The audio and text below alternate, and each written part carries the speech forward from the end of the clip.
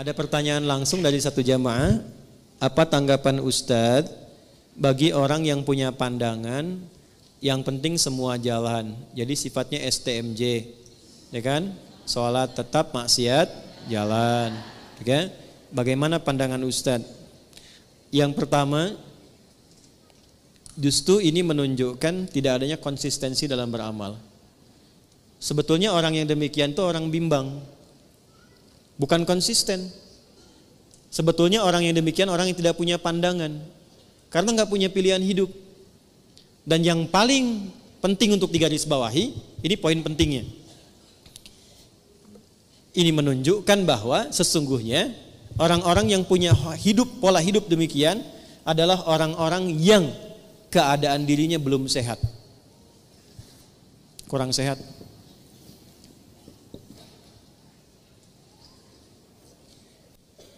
Satu, doakan.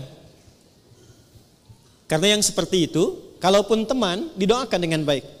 Tapi tidak dijadikan semua apa yang disampaikan sebagai pertimbangan untuk mengambil keputusan. Ingat ya? Ya, saya ulangi lagi. Tidak semua yang disampaikan tidak dijadikan sebagai pertimbangan untuk mengambil keputusan. Karena kenapa? Dirinya saja belum bisa mengatur keadaan dirinya untuk konsisten pada kebaikan. Bagaimana dia bisa memberikan masukan yang baik pada orang lain? Nah, orang yang sehat, ketika dia mengerjakan sebuah amal soleh, maka ketika benar amal solehnya, amal soleh itu otomatis akan menggerakkan tubuhnya untuk mencegah dia berbuat salah. Saya contohkan begini. Sholat amal soleh bukan? Soleh. Apa fungsi sholat? Quran surah ke-29 ayat ke-45. Innas sholata tanha anil fakhsya. Kalau ada orang sholat dan benar sholatnya, itu otomatis sholat yang dia kerjakan akan memberikan pengaruh pada tubuhnya untuk mencegah dia dari berbagai tindakan-tindakan maksiat. Fakhsya, maaf, zina, selingkuh, LGBT, pornoaksi, pornografi, itu fakhsya. Mungkar, mencuri, bergosip, menuduh, merendahkan, berselisih, itu mungkar. Jadi kalau orang benar sholatnya, amal soleh lewat sholat ini, dia akan otomatis mencegah pelakunya berbuat salah. Jadi kalau ada orang sholat, tapi saat bersamaan dia berbuat maksiat, ini artinya ada yang belum tepat dikerjakan dalam sholatnya. Karena motivasi orang sholat itu adalah mendapatkan amal soleh agar tidak berbuat salah. Jadi mustahil ada STMJ, istilahnya salah itu. Sholat terus, maksiat jalan. Jadi kalau orang sholatnya terus, itu nggak mungkin ada maksiat. Maka apa yang terjadi? Yang sholat ketika sholatnya dikerjakan tidak membuat dia kemudian terhambat berbuat maksiat, maka kemungkinan besar, satu, dia tidak sempurna dengan tujuan dan niat sholatnya. Makanya kata Nabi, yang diperbaiki sebelum mengerjakan amal soleh itu niatnya dulu. Niatnya benar nggak? Jadi kalau seseorang niatnya benar menunaikan sholat, itu otomatis nggak akan maksiat. Otomatis. Ibu kalau nggak percaya ya, kalau ada anak kurang baik, ya jangan naik level dulu. Usahakan konsisten sholatnya dulu, dimulai dengan subuh. Minta aja pada anak ibu, ya, minta kerjakan sholat konsisten 40 hari. Terserah itu, setelah itu terserah kamu. Tapi jamaah. Terserah itu, setelah itu terserah. Mau sholat silahkan, gak sholat silahkan. Mau taat sama mama silahkan, gak taat silahkan. Tapi mama minta 40 hari sholat aja dulu. Di masjid, setiap hari. Subuh sampai isya. Setelah hari ke-40, lihat apa yang terjadi. Saya punya pengalaman di Tripoli. Guru kami, seorang profesor, itu kedatangan orang tua, menyampaikan pesan anak-anak kami 3 orang, itu sholatnya sulit luar biasa. Dipanggil dengan halus anak-anaknya, ya abnai, anak-anakku sini nak, katanya. Sekarang Syekh mau katakan, silahkan anak-anak mau gak sholat silahkan, gak taat sama mama silahkan, cuman minta satu dulu kerjakan, sholatlah selama 40 hari, tunaikan berjamaah di masjid, setelah itu bebas mau ngapain aja.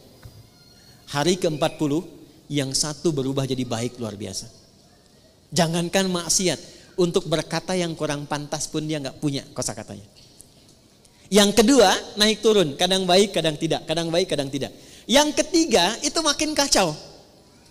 Dipanggil ketiganya, kata syekhnya, kamu yang pertama, kamu benar sholatnya 40 hari, dikerjakan dengan baik dan tidak kamu tinggalkan. Yang kedua, kamu kerjakan tapi kamu bolong-bolong. Kadang dikerjakan, kadang tidak. Kadang dikerjakan, kadang tidak. Yang ketiga, kamu ngumpet-ngumpet padahal kamu gak sholat. Ketiganya bingung lantas bertanya, kok Pak Kiai tahu katanya? Karena demikianlah yang tertuang diisyaratkan dalam Al-Quran. Tidak ada orang sholat konsisten kecuali merubah dia menjadi pribadi yang lebih baik. Maka tobatlah dua temannya tadi, keduanya menjadi lebih baik sampai sekarang mereka sahabatan dan menjadi ahli Al-Quran. Ya. Jadi tidak ada satu kalimat yang mengatakan sholatnya terus maksiat jalan, itu nggak ada sebetulnya. Kalau memang sholat yang ditunaikan sholat yang benar. Nah, untuk memperbaiki sholat kuncinya dua. Satu, izin. Untuk memperbaiki sholat kuncinya dua. Satu, selalu bermohon kepada Allah untuk mendapatkan rahmatnya dalam sholat. Saya ulang ya. Selalu bermohon kepada Allah untuk mendapat rahmat Allah dalam sholat. Itu ada di Quran surah ke-2 Al-Baqarah ayat 45 sampai 46. Sudah? Saya merasakan sekarang jarang ada orang sholat dengan menggunakan rumus Quran itu. Yang penting sudah sholat gitu kan? Ya. Ibu pernah nggak mengharap rahmat Allah sebelum sholat? Supaya dirahmati dalam sholat? Pernah nggak? Ya? Coba deh. Makanya ibu masuk masjid ya. Kalau masuk masjid itu doanya apa? Allahumma ftahli abwaba. Ya Allah, mohon bukakan untukku pintu-pintu rahmatmu. Tuh ya. Mau masuk udah diajari oleh Nabi. Jadi sebelum masuk masjid, saat langkah kaki kanan itu dilakukan, minta apa? Rahmat. Masjid fungsinya untuk apa yang pokok? Sholat. Jadi masuk masjid, fungsi yang pokok untuk sholat. Sebelum sholat minta lu rahmat Allah. Nah, rahmat itu dibagi 3. Saya ulangi, rahmat dibagi 3. Nah, kalau suami ibu namanya Pak Rahmat, nanti ibu pulang ke rumah, papa dibagi 3. Udah, 1. Rahmat itu yang pertama solusi dari semua masalah hidup. Dah. Jadi kalau ibu sholatnya membawa motivasi itu, nanti ke bawah enak sholatnya. Pas sujud ingat, dengan suami ada masalah tuh ingat, minta solusi. Nangis, selesai. Walaupun belum ada solusi, tapi hati tenang. Dan itu mengantarkan pada setengah solusi. Sudah? Yang kedua, pelan-pelan, ampunan dari dosa. Ampunan dari dosa. Nah, di antara fungsi sholat yang paling pokok itu menggugurkan dosa-dosa. Makanya Allah ingin dari pagi ke siang ada dosa, gugur dosanya. Dari siang ke sore ada dosa, gugur dosanya. Makanya ketika diwafatkan dosanya sudah hilang, tinggal pulang dalam keadaan bersih, digambarkan dengan kain kafan yang putih. Nah, itu fungsi sholat. Cuma apakah setiap orang sholat ada yang ingat dosa atau tidak, itu poinnya. Makanya tadi kalau dia sholat mengingat maksiatnya, gugur maksiat, nggak akan maksiat lagi. Nggak akan maksiat lagi. Ya, dan banyak orang ketika sujud itu justru pulangnya dalam keadaan mulia.